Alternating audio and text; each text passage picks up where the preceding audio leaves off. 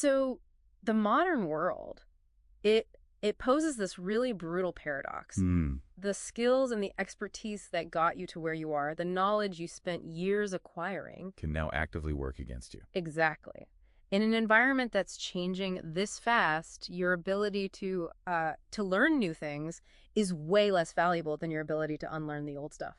We're looking at the architecture of cognitive agility. Right. And trying to understand why our intelligence can sometimes become what Adam Grant calls a cognitive prison. So the goal is to break out of that, to adopt what he calls the scientist mindset. A commitment to truth over just being right. Okay, so if we're not being scientists, what are we being? What are those rigid roles we slip into when we feel like our beliefs are under attack? Well, there are three main personas of, intellectual rigidity.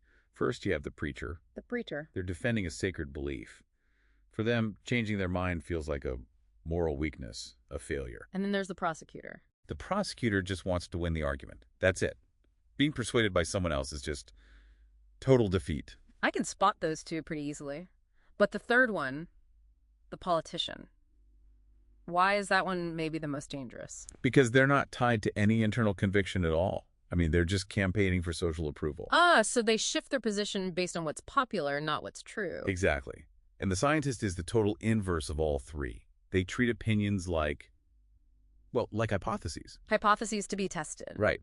They're actively looking for reasons why they might be wrong. This is where it gets really interesting and frankly a little insulting to the ego. The intelligence paradox. So counterintuitive. It is. I mean, why would a high IQ actually get in the way of rethinking something? It's the speed of pattern recognition. Highly intelligent people are incredibly fast at it, which, can lead to jumping to conclusions. So like cognitive laziness, you just stick with the old view because it's easier. That's part of it. But the real danger is something called motivated reasoning. That sounds like having a little lawyer in your head who's always finding loopholes to defend your current position, no matter how flawed it is. That's a perfect way to put it. You weaponize your brain power to build these complex justifications for a bad belief instead of actually scrutinizing the belief itself. Is there any, hard data that shows our own intelligence betraying us like this? Oh, absolutely. The Motivated Numeracy study by Dan Kahan is just fascinating. Okay. He gave people a complex data set. Now, when the topic was neutral, say a skin rash treatment. Something nobody has a strong opinion on. Right. The highly numerate subjects, the people who were good at math, they got much more accurate. They figured it out. That makes sense. Smarter people solve the problem better. But then he gave him the exact same data set, just framed around a politically charged issue. Yeah. Gun control. High numeracy actually increased polarization. The smartest people only got the right answer when it supported what they already believed. Wow.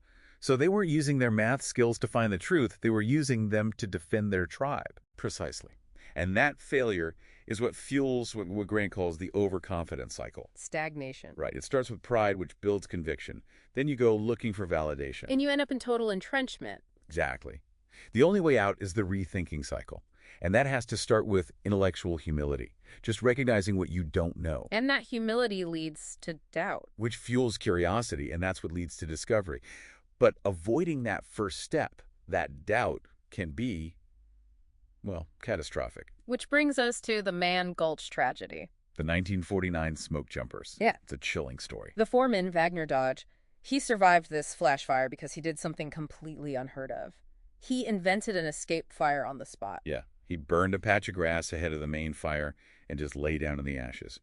A radical rethinking of everything he knew. But his crew, they didn't follow him. Most didn't. He yelled at them to drop their tools and join him, but they perished, still clutching their shovels and axes. That tool clinging, as they call it. It wasn't about the equipment. Their entire identity was tied to being a firefighter. And a firefighter never drops their tools. They couldn't let go of that belief, even to save their lives. So for all of us listening, what's the takeaway? How do we build that mental escape fire for ourselves? I think the sweet spot is what you'd call confident humility. Okay, what's that? It's being secure in your ability to learn, but being deeply insecure about what you currently know. So you detach your identity from your beliefs. Exactly. You ground your identity in values, like curiosity, instead of in being right. That way, finding out you're wrong isn't an attack on who you are. It's just a discovery. If you don't look back at yourself a year ago and think you were a little bit of an idiot, You probably haven't learned very much. so go find something you were confidently wrong about this week. Because the highest form of wisdom isn't knowing everything, it's knowing what you don't know.